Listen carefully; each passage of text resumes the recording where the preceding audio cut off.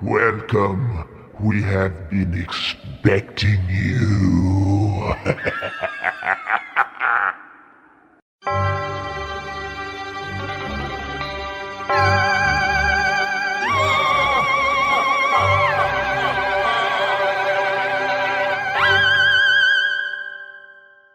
Boom! It's Halloween! It's Halloween! It's Halloween! It's Halloween! It's Halloween! It's Halloween! It's Halloween! It's Halloween! Witches flying high with bats up in the sky. They're crazy about the funk and the moonlight. A graveyard boogie, a little monster jam. It's time for all the zombies in the shadows. It's Halloween! It's Halloween! It's Halloween! It's Halloween! It's Halloween! It's Halloween! It's Halloween! It's Halloween! Hello, you spooktacular people. Happy Halloween. Kelly, it's the listeners and our favorite holiday today. Yes, it is. What are you all going to be doing? Maybe eating some candy, Trick-or-treating, carving pumpkins, spooking people. telling ghost stories. All of these are so much fun when it comes to Halloween. And on this particular episode, we're going to talk about some of our favorite things about Halloween and talk about vintage Halloween. We love that old stuff. We sure do. I'm looking forward to getting into talking a little bit about some of the vintage stuff. And you know, one thing I've noticed recently, well, I should say starting in about August, is that they have started coming back with a lot of those vintage Halloween decorations. Yeah, and it seems like it's been over the last couple of years even. You didn't see a whole lot of it before unless you specifically went out seeking it or you were in an antique shop or something. Right. But even your Targets and your Walmarts and Michaels and those kinds of stores have been having a lot of vintage stuff. Many of us Halloween enthusiasts have a kinship for vintage items with Halloween decorations. They evoke a time in the past that for many of us reminds us of our childhood. On this Halloween special, we'll share a bit about the history of the things that we've loved since childhood. Carving pumpkins, wearing costumes, trick-or-treating, and then talk about the history of vintage decor.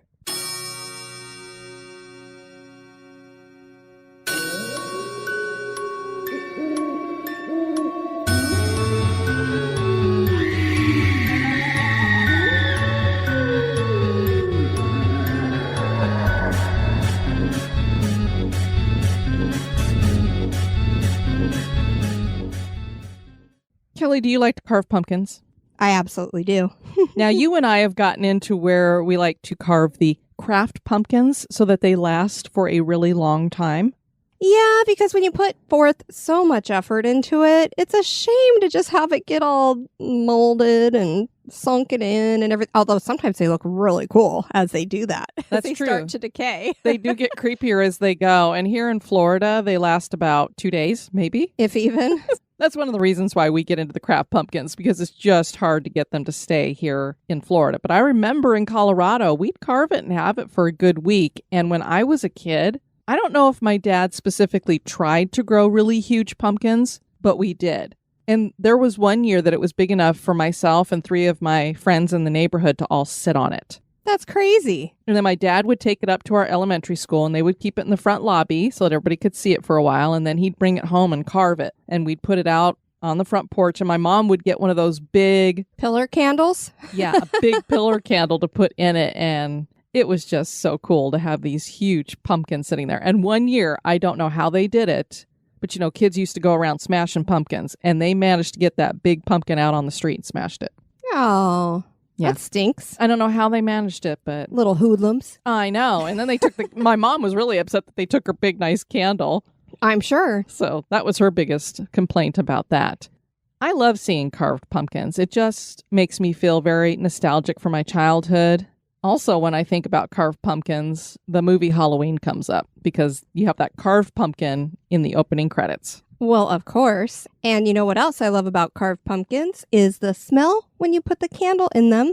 Not those little battery-operated things. A real candle with a real flame, and you put the top on, and you get that smoky pumpkin smell. That's true. It's like it's cooking the pumpkin for you. And you love making the seeds. I sure do. You I roast have them my up? special recipe. They are so good when you do that, too. And speaking of Halloween, Halloween Ends just came out. Ended the franchise. Of course, we are Halloween people, not Friday the 13th people. Nothing against you big Jason fans. We're more into our Michael Myers. What'd you think of the movie? I thought it was pretty good. I know our son Jared is a little miffed at the way it all played out. There was a character added that had a lot of the focus on him, which I didn't necessarily think was needed, and it kind of detracted a little bit, but I was pretty satisfied with how they wrapped it up. I'll say that for me, there were two possibilities for an ending, and I would have been satisfied with either one. And I was satisfied with the way this one ended. Don't give it away. I won't. I definitely enjoyed it. I feel like this trilogy was a good nail in the coffin of Michael Myers. I'm good with letting it go and having Halloween be done. We'll see if they actually have ended it or not. You never know. All right. So originally, this time of year that we call Halloween was named Samhain. And the Gaelics believed that the veil between life and the afterlife got really thin at this time. This gave them the ability to commune with deceased relatives, and they would put candles in their windows to help light the way home. When villagers would go from house to house, they would also carry makeshift lanterns with them. They would hollow out gourds and then place candles inside. Turnips and potatoes were mostly used in Europe. And a really cool element there is, not a lot of people know that the original jack-o'-lanterns or carved pumpkins were actually turnips. But we just watched a movie the other day on Netflix, The Curse of Bridge Hollow. If you guys have not seen this, do yourselves a favor. Watch it with the kids. It's a great entry film for kids and a great family Halloween film. Yeah, I really loved it. But in it, there's this cursed turnip that's been carved. Yes, there is. And I just looked at Kelly and went, they've got their history right. I love it. There's some folklore connected to how these carved gourds came to be known as jack-o'-lanterns. The Irish shared the legend of Stingy Jack. And guess what else makes an appearance in this movie? It's called the Festival of Stingy Jack. Jack got his stingy nickname because he was just that, stingy. Once he got stingy with the wrong person, if you can call him a person, that person being the devil. Jack invited the devil to have a drink with him, but when it came time to pay, Jack wasn't interested in paying. He came up with an idea. He suggested that the devil turn himself into a coin, and then Jack would pay for the drinks with the coin.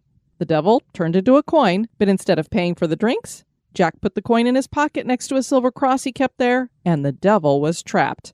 Eventually, Jack agreed to free him if the devil promised not to come after his soul for a year. When the year was up, Jack trapped the devil in a tree by carving a cross on the trunk, and Jack agreed to help him down if he promised to leave him alone for 10 years. Jack then died shortly thereafter, but he wasn't allowed into heaven. The devil also couldn't take Jack with him because of his promise, so he sent Jack off into the dark. He gave him a piece of coal to light his way, and Jack put it inside a carved-out turnip. Jack has roamed the earth ever since.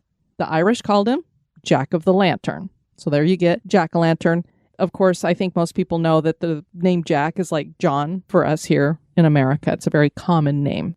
When Europeans came over to America, they continued this custom, and the indigenous people introduced them to a much better gourd to use, and this was the pumpkin. Putting scary faces on the pumpkin started with young people wanting to do pranks. In Europe, they would take some of these lanterns with faces and walk them around in the dark as though they were floating, and claim that this was Stingy Jack. This got even more refined in America, where pumpkins looked even more like a disembodied head. By the end of the 19th century, the jack-o'-lanterns became a part of Halloween decor.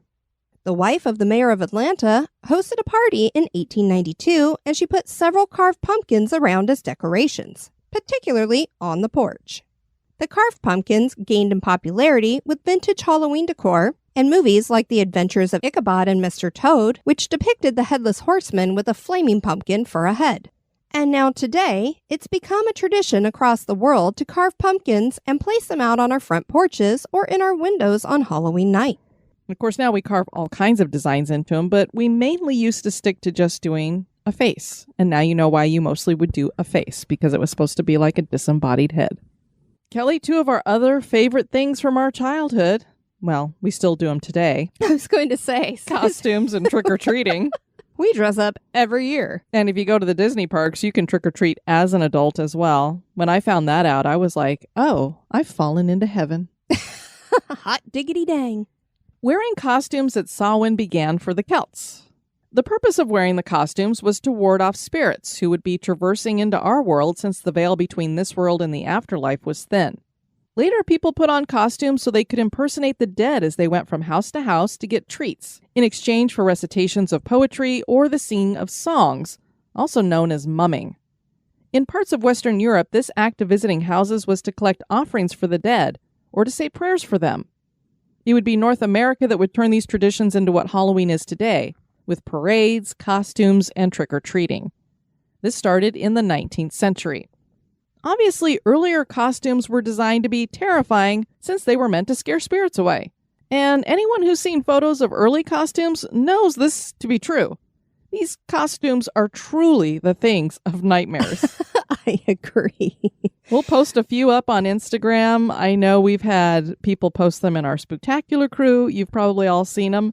They're just your standard clown and who knows what else kind of costumes, but they look terrifying because they're homemade and like made out of paper mache and all kinds of creepy stuff. For me, even the ones that we used to wear, those plastic masks with that little slit for your tongue to stick through when we were children, even those are creepy to me now. You know, when you think about it, they were pretty darn creepy looking. They were. It's just like this face, you know, this like plastic thing on your face so you can't see anything but the eyes and yeah. For many of us, our early costumes were homemade, and some of the more popular outfits were not politically correct. There were gypsy costumes and hobos. Admit it, Kelly. Did you go as a hobo? I did not, but my mom did actually one year when she dressed up with me. Yeah, I had the little knapsack on the stick and, you know, the black on my face. And I even carried around a liquor bottle that had cream soda in it. And I was a kid.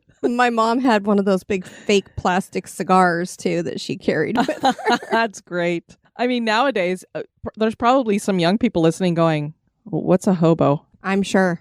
It basically was... a train jumper, homeless person that would travel from town to town. I don't know that you would necessarily call them homeless, as they were just a transient Travelers. person, yes, that mostly would ride the rails around and... Illegally. Yeah. And then there was a really popular costume when we were kids that is technically not a word we use anymore, gypsies. Now we refer to this ethnic group as Romani, Roma, because they come from that area of the world, and it's become basically a slur to use that G word anymore. I believe I dressed up in that kind of clothing once, and I know I had some friends that did as well. And you have a dress, you're flamboyant. A lot of these people are depicted, especially in the old classic horror movies, as fortune tellers traveling from town to town in a wagon selling things. The ones that really bring back an air of nostalgia, for those of us in the crew that grew up in the 1970s and 80s, are the Ben Cooper costumes. Those are the ones you were just talking about, Kelly. Yes, indeed. Ben Cooper Incorporated was one of the 3 largest Halloween costume manufacturers in the U.S. between the 1950s and the mid-1980s. The company produced very inexpensive costumes with masks made from plastic and smocks made from vinyl, so they could all hear us walking down the street. I can hear the swishing in my ears as you say it. They were definitely cheap, because I think we nearly ripped all of them at some point while walking in them. Did you ever do that? I think I ripped every single one of mine along the legs or something. I don't remember ripping them. I think my mom probably would have kicked my booty. I don't know if kids still wear costumes, but back in elementary school, we'd wear them to school and have a little parade during the day. So if you're wearing that all day long, sitting in your seat, getting up and down, wasn't hard to rip them. That's true. We only got to do a little parade. We didn't get to wear them all day. Oh, you didn't? Mm-mm. Oh, we got to wear ours all day. So maybe that's why I don't remember ripping them. That could be. Yeah, and I even think in middle school we could wear our costumes all day. I don't think it was until high school that we didn't. It wasn't like Stranger Things where they all wore their costumes to school. I think they were in middle school, weren't they? Or were they freshmen they were in high supposed school? To be in middle school. No, it might have been high school. And they were the only ones. I was like, oh, that would have been me. Ghostbusters? Yeah. Ben Cooper was born in New York City in 1906 and started out as an accountant, but jumped over to designing costumes for the theater in 1927. Talk about a career change. Accountant to costume designer. Cooper changed his focus to Halloween costumes in the 1930s as the Great Depression shuttered theaters. He bought A.S. Fishbach Incorporated, which was licensed to use Walt Disney characters, and founded Ben Cooper Inc. in 1942. Cooper got his costumes into Sears and JCPenney and Woolworths. In the 1980s, the company suffered a variety of financial issues, filing for Chapter 11 bankruptcy twice, and eventually was bought out by Ruby's Costume Company in 1992. And I have to say, Jared has a couple of the Ruby's masks, and they're really good masks. Oh, well, very cool. That creepy old clown that he wears? Yeah. That's a Ruby's. That one's cool because that one articulates according to the way he moves his jaw, right? Sure does. Yeah. Ooh, those are creepy masks. Much better than the plastic ones you were referencing. I could see that might be why they suffered a variety of financial issues, because how many kids got their tongues stuck in the little mouth? I was just going to ask you if you ever got your tongue stuck. Yes, and it hurt like hell. Why did we all have to stick our tongues out that little bitty hole? And Just why did the gotta mouth try. have a little bitty hole? I know. For somebody to talk, I guess. I guess maybe so you could be heard, even though you probably still sound like. I went as Snoopy one year. My sister was Woodstock, so it kind of would have sounded right for us to be like we were out of a Charlie Brown special. Cartoon. Yeah. Yep. Trick-or-treating in medieval Europe had a Christian twist to it, as the church had adopted All Saints' Day on November 1st to take the pagan traditions out of Samhain. The night before became All Hallows' Eve, which we now call Halloween. So that's how you get Halloween. The act of going door to door to sing and to gather treats or spice cakes called soul cakes for the dead was called souling. One of the traditional songs goes this way. A soul, a soul, a soul cake. Please, good missus, a soul cake. An apple, a pear, a plum, or a cherry. Any good thing to make us all merry. 1 for Peter, 2 for Paul, 3 for him who made us all. So I guess we're getting 3 cakes for God. Sounds that way. I'm sure he needs some soul cakes, right? No one is sure what the original soul cakes were made of, but more modern versions contain flour, butter, egg yolks, fine sugar, milk, vinegar sometimes, Interesting. dried fruit, and spices. And they're usually decorated with a cross across the top. Let me just say, I'm really glad that now it's come down to 3 Musketeers and Milky Way bars. I was going to say chocolate, perhaps. If somebody gives me a soul cake when I come to their door, I might not be very happy. We love vintage Halloween. For collectors, the heyday of vintage Halloween collectibles covers the period from the 1920s to the 1960s. But the vintage look has really undergone a renaissance and has been popping up in various stores over the last couple of years. This is new stuff, but with a nostalgic look. The original vintage came in a variety of styles, from noisemakers to postcards to papier-mâché lanterns to party decorations to books to candy bowls to home decor to costumes. In the early 1900s, children carried parade sticks as they trick-or-treated. These had various carved designs, like pumpkins, and were lit by a candle. That sounds safe. Carrying around a parade stick with a lit candle. Here, kids, go out and have some fun. Halloween parties have always been popular, but they had an unprecedented popularity in the 1920s, and this continued through to the 1930s. Preparations would start in August. That's my kind of Halloween party. And you know, a lot of people say, oh, they keep moving Halloween up further and further. But as we can see historically, we're just going back to our roots. We're supposed to be starting this in August. Clearly. You need time to plan for the perfect costume, the right decorations. And noisemakers were a popular party favor. Because somebody was high. I mean, who would think? Here, everybody, have a noisemaker. See how loud this party's going to get and how annoying. I have to say, though, the noisemakers are very cool looking. We will be putting pictures up on the Instagram so you can see a lot of these vintage items. The Denison Manufacturing Company published Halloween-themed craft and party idea books called Bogey Books from 1909 through the 1930s. A bogey book from 1920 says of Halloween that it is the one time of all the year when an opportunity is supposed to be given for looking into the future and having one's fate settled for the coming 12 months. Why not invite your friends to a Halloween party and join in the fun of trying some of the time-honored ways of finding out what the future holds in store? I knew that the veil was thin, so you could have more of a back and forth with the afterlife, and the spirits are going to be more easily able to come into our world, but I had no idea you could do all kinds of fortune See the future? telling. Yeah. The book is full of tips on making that perfect spooky zone and ideas for party games, mostly involving blindfolds and choosing future loves. The books also had ghost stories. Another one that I looked up out of the Library of Congress, so it's really cool to be able to see these books and the outside of them, what they look like. They had that vintage, of course, because they were from the 1920s and stuff. Look to them. It read, "The night when mystic spirits are supposed to be abroad and supernatural events take place. What a night for a party. The hostess who entertains on Halloween has a wealth of superstitions and traditions that can supply the ideas, not only for the games and stunts, but also for the decorations. With the bogey book to picture decorations, favors, and costumes for Halloween harvest time and Thanksgiving, it's very easy to plan and give an unusually delightful party." I would have said spooktacular Yeah. party. Probably the most famous producer of vintage Halloween is the Beistel Company. And that is spelled Beistle, which I'm sure all of you have heard of. You probably just didn't know how to say it. This company was founded in 1900 by Martin Luther Beistel. Beistel was born in 1875 in Pennsylvania. He married Anna Mary, and they had 3 children. One of his interests was coins, and he had a large collection numbering 8,200 of United States half dollars dating from 1794 to 1929. That's a lot of half dollars. That's a lot of money.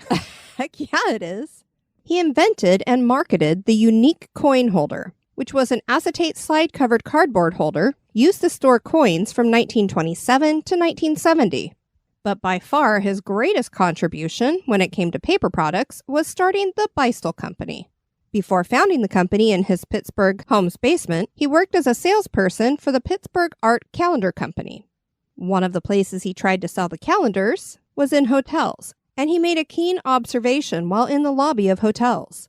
All the live plants were dead because nobody would bother to water them. Beistel got the idea to create paper plants, and he improved on his design after a trip to Heidelberg, Germany, where he learned a honeycombing technique that could be used to make tissue paper decorations and products. The Beistel Company grew and was able to incorporate in 1907. Eventually, Beistel moved the company to Shippensburg, Pennsylvania, and it was incredibly successful, surviving the Great Depression and both World Wars. When Beistel died in 1935 at just the age of 59, his son-in-law, Henry E. Luhrs, I'm not sure it's Luhrs, took over the company, and it continues to be run by descendants to this day. The company has made party decorations and novelties for all holidays, but is probably most famous for its Halloween designs. As a matter of fact, Kelly, the first seasonal decorations added to the catalog were for Halloween. Excellent. So even for them, that was number one. And those honeycomb things that you were talking about, imagine like those paper bells that you make where they're flat and then you turn them around and clip them together. Gotcha. That's the honeycombing. This started in 1921 and has continued for over 100 years with over 1,000 different designs and decorations. These designs include witches, black cats, bats, owls, spiders, and jack-o'-lanterns. There were also cardboard fortune-telling games that served as Halloween party entertainment, with questions including, will I soon be engaged? And does my employer like me? Alrighty then. The Halloween designs were so popular, we probably have Beistel to thank for making Halloween so popular. With the popularity of vintage decor, the Beistel Company started Vintage Beistel, with some of the products dating back to the 1920s, with designs that are over 80 years old. One of the more popular items that has survived through the years, and that most of the listeners more than likely know, and I posted this in the Spectacular Crew because it's my favorite Beistel design, that 55-inch long jointed skeleton. It was introduced by Beistel in the 1930s. Kelly, in mint condition, an original can fetch up to $75. Good grief. And if it's in the packaging, it could go for $150. Holy cow. I mean, these were those skeletons we used to play with as a kid, you know, or just articulate them in all different ways and stuff. $150. I'm like, oh, I shouldn't have trashed that thing. Oh, man. I used to take mine in the front window, and I had like this putty, and I'd change his configuration every day. Oh, neat. Just to liven it up a little. And now you do it with a skeleton out on the front lawn. Yeah. Our 5-foot Skelly. Yeah. And Nellie, his wife. Did they get married? I thought he just asked her to marry him. They haven't got married yet. Maybe that's what next Halloween's going to be, them getting married. Listeners, we do have them in the front yard, and he is down on one knee. He is. Proposing. He's been waiting now for 3 weeks for her to say something. Black cats were the next popular image to be launched by the company in the 1930s.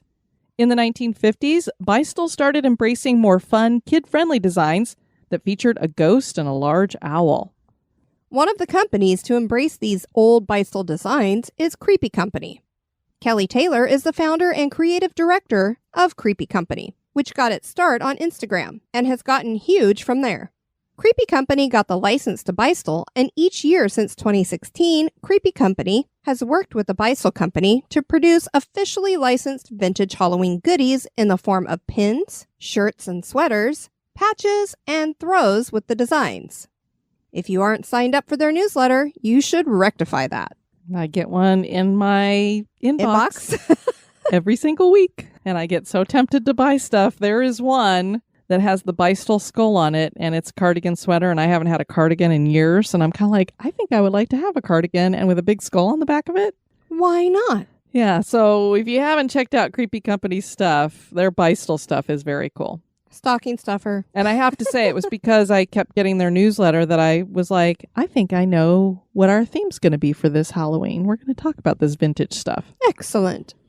So that's that. I asked in the Spooktacular crew, what do you guys think about vintage? And it seems that a lot of our Spooktacular crew and listeners really dig that stuff too. And they were sharing some pictures and such.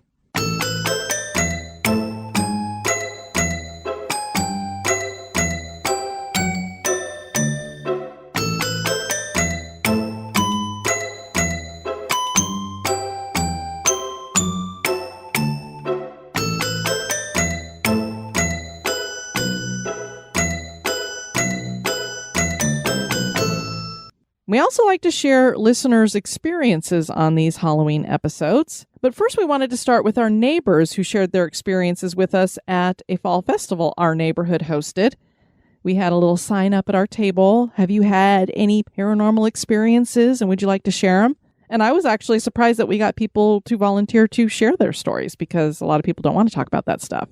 Yeah, I was very pleased with it. One of our neighbors had moved here from Beaufort, South Carolina, and he had lived in a trailer there, I guess. And one morning he woke up and he was unable to move and feeling as though something were watching him and holding him down. Kelly, this is basically your classic case of sleep paralysis. He said he was completely terrified. I would imagine. Another neighbor told us of an experience her sister had while visiting Gettysburg.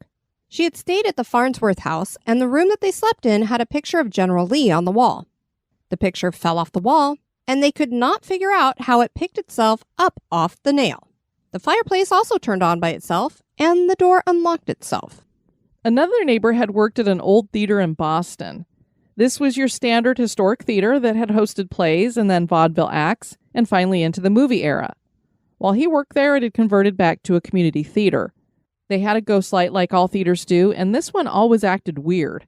It would blink all on its own, and no matter how many times they changed out the bulb and checked the wiring, it continued to do its own thing, turning off and on by itself as well. Anyone who was left to do the nightly checks before leaving felt uneasy, especially when having to check that the ghost light was on. They started playing the song Walk of Life while doing checks to make themselves feel better.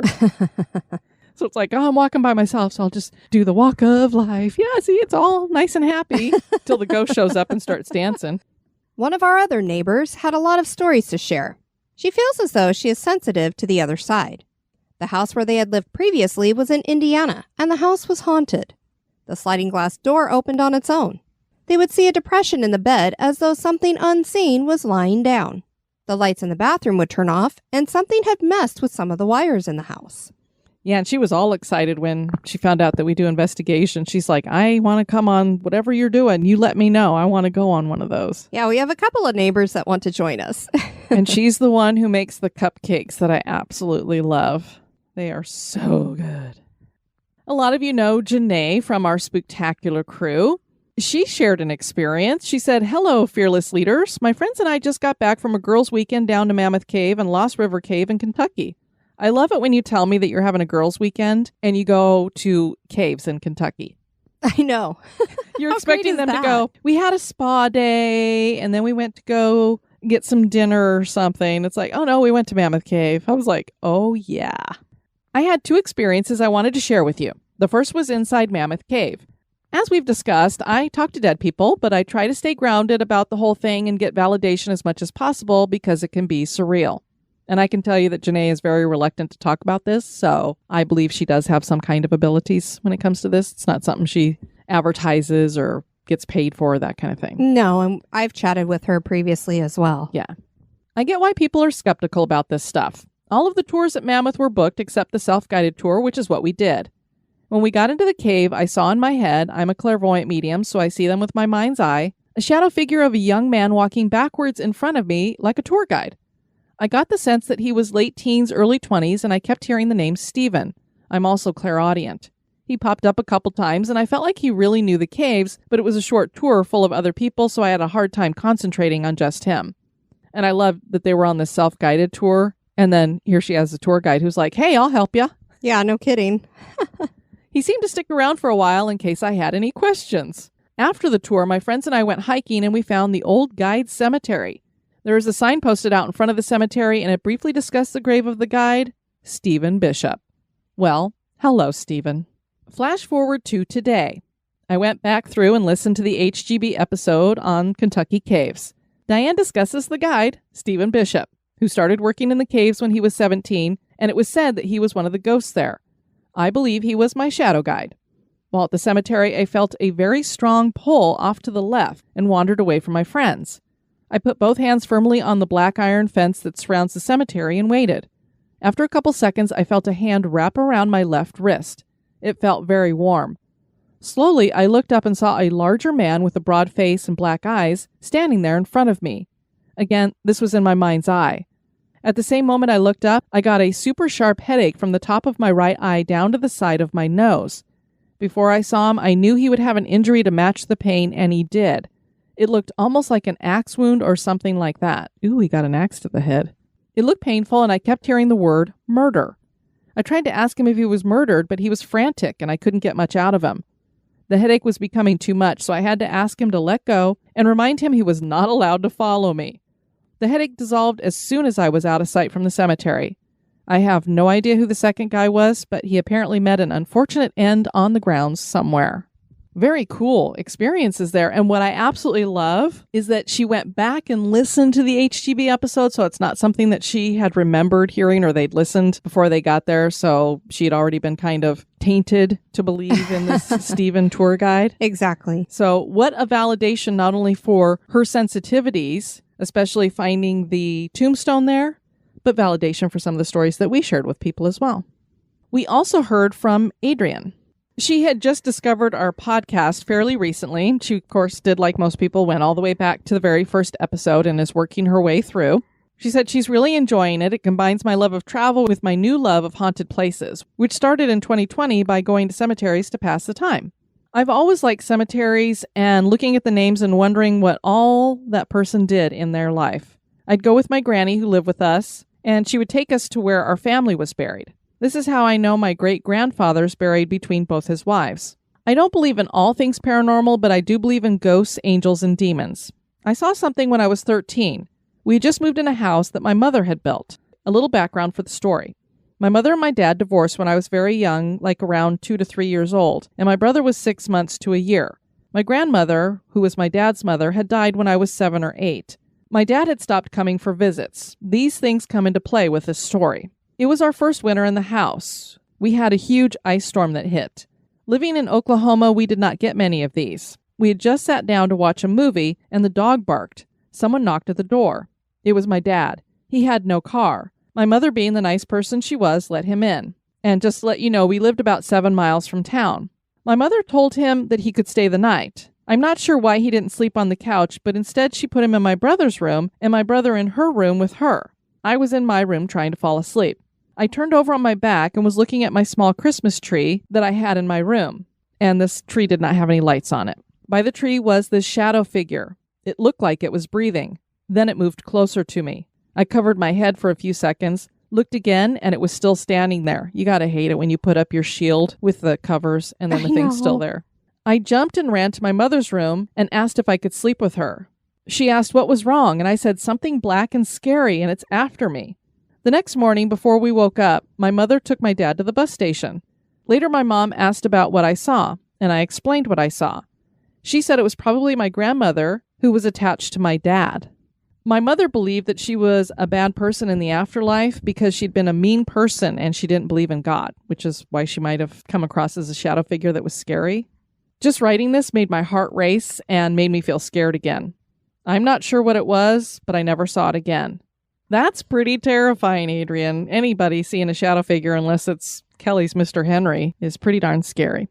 John Michaels had sent me an email back in July, and I'd saved it for some time to just throw into a show because I wanted to ask listeners about it, and I decided I'd share it now. He had said the recent episode of 99% Invisible, which is a podcast about design, featured octagon houses.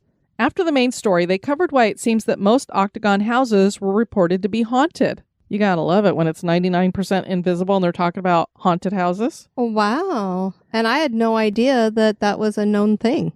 Yeah, and that most are said to be haunted. Interesting. This was unusual for this type of podcast to acknowledge. I'd heard the same is true of round structures such as lighthouses, and we have found that most lighthouses are haunted. Somehow the shape just encourages hauntings, which also begs the question, is there a shape or construction that resists hauntings? I'll leave that to you ladies to explore. So what do you think, Kelly? I mean, this is really interesting to think that, these round or octagonal houses generally have hauntings. Is there a shape that doesn't? And I'm thinking that your best bet is to be in a square house because it's easier for you to protect the four corners of a square house. Ah, that would make sense. I'm thinking, gosh, with an octagon house, you'd have a whole bunch of corners that you would have to try to protect. That's true. So I don't know if that's the case. We know circles are usually supposed to be protective if you're inside of them. But I'm wondering if the circle could maybe be trapping something inside. Could be. We might need to go down a few rabbit holes. Yeah, so I wanted to put this out there to the listeners, and the Halloween episode seemed like a good time to do it. What do you guys think? Is there a shape that would be safer to live in? Do you think that there's anything to this? A shape of a building or a house having an effect on the paranormal activity? Is there a way to prevent it? And then he also asked another unrelated question. Have you ever heard of ghosts at the same location but of different eras ever being cognizant of each other? It seems from different investigations that the answer is no. We never hear of a psychic or investigator identifying a ghost from, let's say, 1970, acknowledging another spirit from the 1800s. It reminds me of the movie Sixth Sense, the character of Cole, played by Haley Joel Osment, that states that ghosts aren't aware of each other. That somewhat seems to be the case if they are from different eras. What are your thoughts? I go a little bit in two different directions. I definitely think that if they're having passed within maybe 20 or 30 years of each other, that they could perhaps be aware of each other. But if we're talking about centuries different, I don't think that they would be. Yeah, it seems like when you hear about, let's say this location has 3 ghosts in it. There's this woman in white from the 1920s. And then we have this person who got murdered a couple months ago or whatever, a few years ago, like 20 years ago. You don't hear like them both standing there talking to each other or doing something together. I guess I never really thought about it, that you don't see them interacting with each other or communicating with each other. Well, the one thing that sparked a thought in my head is when you're listening to the spirit box and there's multiple voices coming through, and sometimes you actually have to request, okay, one at a time. And it does seem like they typically cooperate because it becomes more clear. There's conversations that are had because we do it with the Estes method. So you don't even know what's happening, what I'm asking. And it definitely seems as if they're cooperating with each other. Now, again, they could all be from a certain era that is more closely related time-wise. I don't know. That's a good point, because I hadn't really thought about the interactions on the spirit box. We don't generally know what era they are from, but I've told you many times that I get the feeling that sometimes they're not even talking to us, that I'm like listening in on a conversation they're having with each other. This is true. Especially, not only has it happened to us, but we've seen it on some of the paranormal shows on TV where they're almost shushing each other, like, don't talk to them or don't say that. Right. And we've also seen on some of those shows that you'll have like a main stronger entity or something that seems to be either holding the other ones there or pushing them back, overpowering everybody else. But I don't know that we've ever heard them referred to as being from different eras. Like, generally speaking, let's say you have a house that a murder happened in, and either the murderer died there too, or they come back for some reason in the afterlife. And I always hate hearing this, but somehow they're still overpowering that victim. Right. But they're from the same era, obviously, and they'd interacted with each other before. So it does make you wonder. So those are great questions, John. Things that make you go, Things that make you go, So we'd love to hear from you guys, too. While you're sitting around waiting for your trick-or-treaters to come to the door, Shoot off an email. yes, let us know or send us a message. We'd love to hear from you guys about that. We hope you enjoyed the History Goes Bump Halloween Special for 2022. We hope you all have a great Halloween. Be safe out there. Don't let Michael Myers get you. Well, he walks slow, so don't worry about it. True that. I've been your host, Diane. And this has been Kelly. You take care now. Bye-bye. Happy Halloween.